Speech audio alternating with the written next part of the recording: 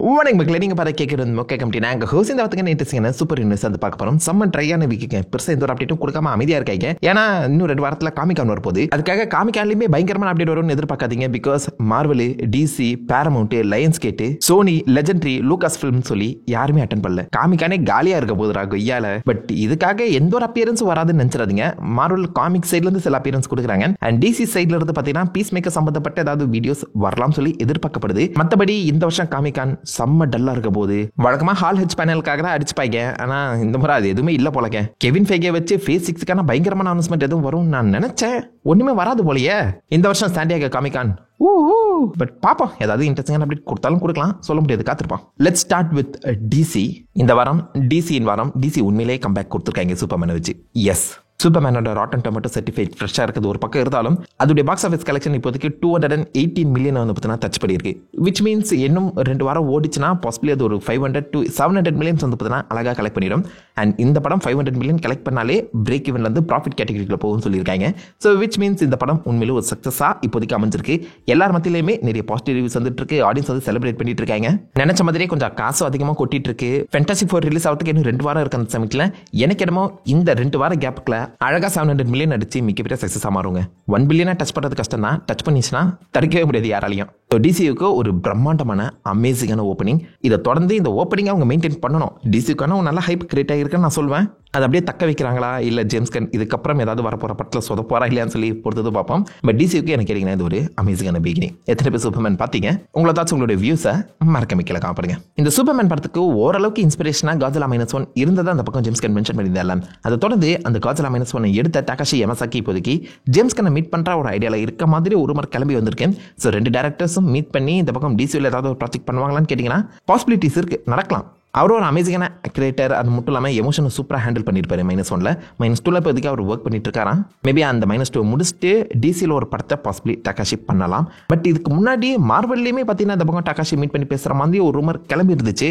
அதை பற்றி எந்த ஒரு கன்ஃபர்மேஷனுமே கொடுக்கல. பட் மார்வல் இப்போதைக்கு ரிஸ்க் எடுக்க மாட்டாங்கன்னு தோணுது. பட் டிசி ரிஸ்க் எடுக்கிற நிலைமையில தான் இருக்காங்க. அவங்க நினைச்சா இன்னும் பிரம்மாண்டமான படங்களை கைஜூஸ் படங்களை கொடுக்கலாம். ஆல்ரெடி இந்த பக்கம் சூப்பர்மேனில் ஒரு கைஜோ பார்த்தாச்சு. அதை வச்சு இந்த கைஜோட உலகத்துக்கு போயிட்டு வரும் அப்படிங்கிற மாதிரி அதை கிளப்பி விடுவாங்களோ, வாய்ப்புகள் இருக்குங்க, சொல்ல முடியாது. டகாஷி யமசாக்கி இப்போதைக்கு ஜேம்ஸ் கன்னை மீட் பண்ண போனானா பார்க்கலாம். புது படம் அனௌன்ஸ்மெண்ட் வருதா இல்லையான்னு. அதுக்காக காட்ஸில்லாவை டிசிக்குள்ள கொண்டு வந்துருவாங்க மட்டும் நினைக்காதீங்க. ஆல்ரெடி வந்தாச்சு. காமிக் புக்கில் நீங்கள் பார்த்தீங்கன்னா Masterverse and Justice League crossover போயிட்டு இருக்கு. அது லைவ் ஆக்ஷனில் வரதுக்கு இன்னும் பல ஜென்மங்கள் ஆகும். அது வரைக்கும் காத்திருப்போம். Wider audience and national level இப்போதைக்கு இந்த டிசிக்குள்ள நிறைய ஹீரோஸை இன்ட்ரடியூஸ் பண்ணுற ஐடியா ஜேம்ஸ் கனுக்கு இருக்கான். அந்த வகையில் ஜாப்பனீஸ் ஸ்டைலில் ஒரு ஹண்ட்ரஸ் சீரீஸோ படமோ வந்து பார்த்தீங்கன்னா இப்போதைக்கு அவர் டெவலப் பண்ணியிருக்கதா ஒரு ரூமர் கிளம்பி இருக்கு.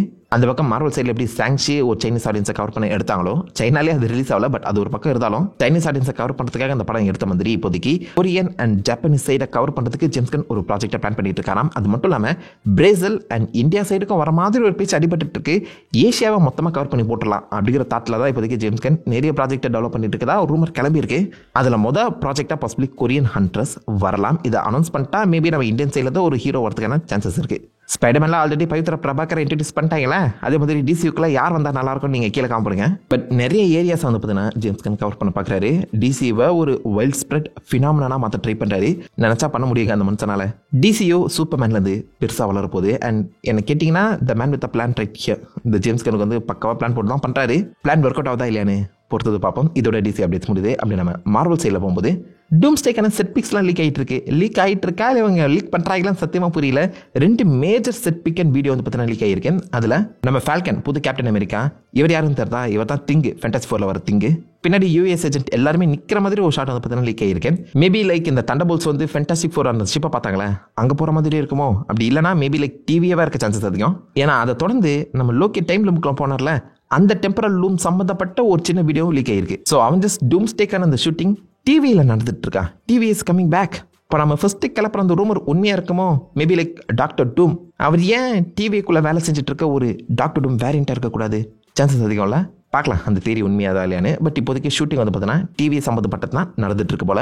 நிறைய இன்ட்ரெஸ்டிங்கான லீக்ஸ்லாம் கிடச்சிட்டு இருக்கு. மொத்தமாக ஒரு வீடியோவில் போடுறேன், மறக்காம சப்ஸ்கிரைப் பண்ணிக்கோங்க. மெஃபிஸ்டோவை அயன்ஹார்ட்டில் இன்ட்ரடியூஸ் பண்ணிட்டாங்க, அதோட நிற்க போகிறது இல்லையா. மெஃபிஸ்டோவை பேஸ் பண்ணி ஒரு பெரிய ப்ராஜெக்ட் ரெடி ஆகிட்டு இருக்கதா ரூமர் கிளம்பியிருக்கேன். ஆனால் அதில் மெஃபிஸ்டோ மூலக்கு ஒரு தானோஸ் லெவலுக்கு இருப்பாராம். லைக் தானோஸ் எப்படி பூமிக்கு இந்த மாதிரி இன்வெஸ்ட் அனுப்புனாரோ அதே மாதிரி மெஃபிஸ்டோவும் பூமிக்கு இன்வெஸ்ட் அனுப்புற மாதிரி ஒரு ப்ராஜெக்ட் ரெடி பண்ணிட்டு இருக்காங்க. இதை கேட்டோன்னே நிறைய பேர் பாசிபிள் அது டாக்டர் ஸ்ட்ரேஞ்ச் 3 இருக்கும்னு சொல்லி பேசிட்டு இருக்காங்க. டாக்டர் ஸ்ட்ரேஞ்ச் டேம்னேஷன் சொல்லி ஒரு காமிக் இருக்கு, 4 இஷ்யூ மினி சீரிஸ். அதில் லிட்டரலி இந்த பக்கம் மெஃபிஸ்டோ பூமியில் நரகத்தை உருவாக்கிடுவான். அதுக்கு டாக்டர் செஞ்ச ஒரு காரணம் தான், அவஞ்சர்ஸ் எல்லாருமே பார்த்தீங்கன்னா தன்னுடைய கட்டுப்பாட்டில் வச்சிருக்கக்கூடிய ஒரு ரைடர் அவஞ்சர்ஸாக மாற்றிடுவான். லைக் லிட்டரலி லாஸ் வேகாஸ் இல்லை லாஸ் ஏஞ்சல்ஸா அந்த மாதிரி ஒரு இடத்த வந்து பார்த்தோன்னா கம்ப்ளீட் நரகமாகவே மாற்றி ரூல் பண்ண ஆரம்பிச்சிருவான். அவன்கிட்ட இருந்து இந்த பூமியை காப்பாற்றுறது ஒரு போராட்டமாக இருக்கும். அப்படி ஒரு சம்பவத்தை பாசிபிளி இந்த பக்கம் நம்ம மெஃபிஸ்டோ செய்யறதுக்கான வாய்ப்புகள் இருக்கு டாக்டர் ஸ்ட்ரேஞ்ச் 3ல. பட் அதுக்கான அனௌன்ஸ்மெண்ட்டே வரல. அப்படி நடந்தால் பயங்கரமாக இருக்கும், நடத்துவாங்களாம் டவுட்டு தாங்க. அது மட்டும் இல்லாமல் மெஃபிஸ்டோவை டேரெக்டாக ஒரு வில்லனை இறக்காம தானோஸ் மாதிரி பில்டப் பண்ண போகிறாங்களாம். ஸோ விச் மீன்ஸ் எப்படி நம்ம தானோஸ் லோக்கே பூமிக்கு அனுப்பி சம்பவம் செஞ்சாரோ அதே மாதிரி மெஃபிஸ்டோ அவருடைய பையன் பிளாக் ஹார்ட்டை இறக்கலாம். ஸோ மெஃபிஸ்டோக்கு முன்னாடியே நீங்கள் பிளாக் ஹார்ட்டோட சம்பவத்தை பார்க்கலாங்கிற மாதிரி சொல்லப்படுது. எனக்கு என்னமோ மியூட்டன்ஸ் ஆகவோட சேர்ந்து சூப்பர் நேச்சுரல்ஸ் ஆக ஒரு ஸ்பிளிட் இருக்கும் போல தாங்க தோணுது. எல்லாத்துக்குமே பர்ஃபெக்டான ஒரு அடித்தளம், பர்ஃபெக்டான ஒரு இன்ட்ரடக்ஷன் கொடுத்துருக்காங்க. மிட் நைட் சன்ஸ் அதே மாதிரி இந்த டாக்டர் ஸ்ட்ரேஞ்ச் டேமினேஷன் எல்லாமே நடந்துச்சுன்னா நம்ம இது வரைக்கும் பார்க்காத ஒரு வித்தியாசமான மார்வல் சாகாவை பார்ப்போம். நடக்குமா? டெட்பூல் அண்ட் வுல்வரின் R-rated சம்பவம் செஞ்ச மாதிரி சூப்பர் நேச்சுரல் சாகா R-rated மாற்றப்படலாம். நடக்குமா? Can he do that? காத்திருப்போம். கூடி சீக்கிரம் ஸ்பைடர்மேன் ஷூட்டிங் ஆரம்பிக்கும் போது அண்ட் அது கூடவே சேர்ந்து சும்மா இருப்பாங்களா ரூமஸாக கிளப்பி விட்டுட்டு இருக்காங்க. இந்த ஸ்பைடர்மேன் பிராண்ட் நியூ டேல நம்ம நார்மன் ஆஸ்மானை பார்க்க போகிறாமா. MCUக்குள்ள நார்மன் ஆஸ்மானை இன்ட்ரடியூஸ் பண்ணுற ஐடியா இப்போதைக்கு மார்வலுக்கு வந்திருக்கான். நடக்க வாய்ப்புகள் இருக்கு, ஆனால் எப்படி? ஏன்னா நார்மன் ஆஸ்மான் இருக்கிறதா இருந்தால் இன்னத்துக்கு ஆஸ்கா பில்டிங் சொல்லி அங்கங்கே நீங்கள் எங்கேயாச்சும் மார்வலில் பார்த்துருக்கணும். காணுமேப்பா. அப்புறம் எப்படி நார்மன் ஆஸ்மான்? வெல், ஏன் நார்மல் ஆஸ்மான் எங்கே இருக்கக்கூடாது? வழக்கம் நம்ம பீட்டர் பார்க்கறதுக்கு ஃப்ரெண்டாக ஹாரி ஆஸ்மானை தான் பார்த்துட்டு இருப்போம். ஹாரி ஆஸ்மான் வயசுலேயே ஒரு யங்கஸ்டான ஆஸ்பைரிங் நார்மல் ஆஸ்மானை காமிச்சா எப்படி இருக்கும்? அந்த தாட் ப்ராசஸில் பிராண்ட் நியூ டேல ஒரு வித்தியாசமான ரைட்டிங் போயிட்டு இருக்காங்க. இப்போதைக்கு டெக்னிக்கலாக நம்ம டாம் ஹாலண்ட் ஸ்பைடர்மேன் பார்த்தீங்கன்னா காலேஜுக்கு போகிறாரு. காலேஜில் ஏகப்பட்ட வித்தியாசமான ஸ்டூடெண்ட்ஸ் மீட் பண்ணுவார். ஒய் நாட் அதில் ஒருத்தன் நார்மல் ஆஸ்மானாக இருக்கக்கூடாது? அண்ட் ஆஸ்பைரிங் ஸ்டூடெண்ட்டாக அவன் தன்னுடைய அந்த ராஜ்யத்தை ஆஸ்கார் போய் எப்படி பில்ட் பண்ணுறாங்கிறதையே கதையாக கொண்டு போகலாம். மோர் லைக்லி வில்லனா இல்லாமல் இப்போதைக்கு ஸ்பைடர்மேனுக்கு ஒரு சப்போர்ட்டிவ் கேரக்டரை இன்ட்ரடியூஸ் பண்ணி மேபி இந்த trilogy brand new day trilogy முடியும் போது அவரை வில்லனா மாற்றலாம், சான்சஸ் அதிகம். வழக்கமாக ஹாரி ஆஸ்மான் இருக்க வேண்டிய இடத்துல நார்மல் ஆஸ்மான் வர போகிறாரு. நல்லா இருக்கும்னு நினைக்கிறீங்களா? கொஞ்சம் வித்தியாசமான தாட் தான், புல் ஆஃப் பண்ணிட்டாங்கன்னா பெட்டராக இருக்கும். பார்ப்போம் இதோட மார்வல் அப்டேட்ஸ் முடியுது. அப்படி நம்ம ஹாலிவுட் சைடில் போகும்போது டியூன் மெசாயா அந்த படத்துக்கான ஷூட்டிங் கூடிய சீக்கிரம் ஆரம்பிக்க போகிறாங்க. பட் படத்தை பிகின் பண்ணுறதுக்கு முன்னாடி படத்தோட டைட்டில் மாற்றிட்டாங்க. Tune மெசாயா கிடையாதான், tune 3. என் பேர் கோபால் தான், ஊரில் இருக்க எல்லாருமே என்ன கோபாலும் கூப்பிடுவாங்க. அப்படிங்கிற மாதிரி டியூன் 3 டியூன் 3னே பேரை மாற்றிருக்காங்க. ஏன் ஐ மீன் லைக் டியூன் மெசாயா அது 3ன்னு மாற்றிருக்காங்க. மெசாயாங்கிற பேரே நல்லா இருந்துச்சேப்பா. மேபி அந்த நம்பரிங் சிஸ்டமே நல்லா இருக்கும் போலன்னு யோசிச்சிட்டாங்களோ என்னமோ. இப்போதைக்கு டியூன் 3 கூப்பிடுங்கன்னு சொல்லியிருக்காங்க. டெனிஸ் வில்லனாவ் இந்த படத்தை முடிச்சுட்டு அப்படியே ஜேம்ஸ் பாண்டுக்கு தேவை போகிறாரு. டெனிஸ் வில்லனாவ் வெர்ஷன் ஆஃப் ஜேம்ஸ் பாண்டை பார்க்க போகிறோம். ஸோ அகைன் அவருடைய லைனில் பயங்கரமாக இருக்குது. டியூன் 3 எப்படி வரப்போகுதுன்னு பார்ப்போம். பாய்ஸ் சீசன் 5க்கான அந்த ஷூட்டிங் கம்ப்ளீட்டாக முடிஞ்சிட்டாங்க. ஸோ இப்போதைக்கு போஸ்ட் ப்ரொடக்ஷன் ஒர்க் போயிட்டு இருக்கு. எப்போ ரிலீஸ்னு தெரியல, அடுத்த வருஷம் வந்துடும் நம்புறேன். பட் இதோட பாய்ஸோட மொத்த கதையும் முடிய போகிறதில்ல. பிகாஸ் அதை தொடர்ந்து வாட் ரைசிங் சொல்ல போகிற ஒரு ஸ்பெஷல் மினி சீரிஸ் மூலைக்கு ஒரு ஸ்பெஷல் ப்ரெசன்டேஷனில் இப்போதைக்கு ஜென்சன் ஆக்கிள்ஸ் ஒர்க் பண்ணிட்டு இருக்காரு. கூடிய சீக்கிரம் அதுக்கான ஷூட்டிங் ஆரம்பிக்க போகிறாங்க. ஸோ பாய்ஸ் யூனிவர்ஸ் எக்ஸ்பேண்ட் ஆக போது நிறைய இந்த மாதிரி குட்டி குட்டி ஷார்ட் ஃபிலிம்ஸ் அண்ட் நிறைய ஸ்பின் ஆஃப் சீரிஸ்லாம் வந்து பிளான் பண்ணி வச்சுட்டு இருக்காங்களாம். பட் மெயின் சீசன் முடிச்சிடும் நம்புறேன். ஹோம்லேண்டரை போட்டாங்கன்னா அதுக்கப்புறம் எப்படி கதையை டெவலப் பண்ணுவாங்க தெரியலையாப்பா. பட் ஷூட்டிங் ரேப் ஆயிடுச்சு. காமிக்கல ஏதாவது அப்டேட் கொடுப்பாங்கன்னு நினைச்சா யாருமே அட்டன் பண்ணல. பாய்ஸாவது ஏதாவது டீசர் கொடுக்குறாங்களான்னு பார்க்கலாம். அதை தொடர்ந்து தவிர ரில்ஸ் அண்ட் ட்ரெய்லர்ஸ் படி பார்க்கும்போது ரெட் சோனியா கிளாடியேட்டர் படம் பார்த்துருக்கீங்களா? அதோடைய ஃபீமேல் வெர்ஷன் கொஞ்சம் பயங்கரமாக வித்தியாசமாக கொடுத்துருக்காங்க ட்ரெய்லர். ஸோ சோனியாங்கிற ஒரு கேரக்டர் ஒரு வாரியரை கிளாடியேட்டர் பிட்டுக்குள்ளே இறக்கி விட்டு சண்டை செஞ்சு தப்பிச்சிக்க அப்படிங்கிற மாதிரி சொல்லியிருக்காங்க. ஒரு மேட் மேக்ஸி லெவல் ஆஃப் உலகத்துலேருந்து இந்த ரெட் சோனியா தப்பிச்சாங்களா இல்லையாங்கிறது தான் மீதி கதை. பார்க்க கொஞ்சம் B-rated மூவிமாக தான் தெரியுது. ஆனால் ஆக்ஷன் எல்லாமே பார்க்க ரொம்ப நல்லா இருக்கு. இன்ட்ரெஸ்டிங்காக புல் ஆஃப் பண்ணியிருக்காங்க. Looking good. பார்க்கலாம் படம் நல்லா இருக்கா இல்லையான்னு.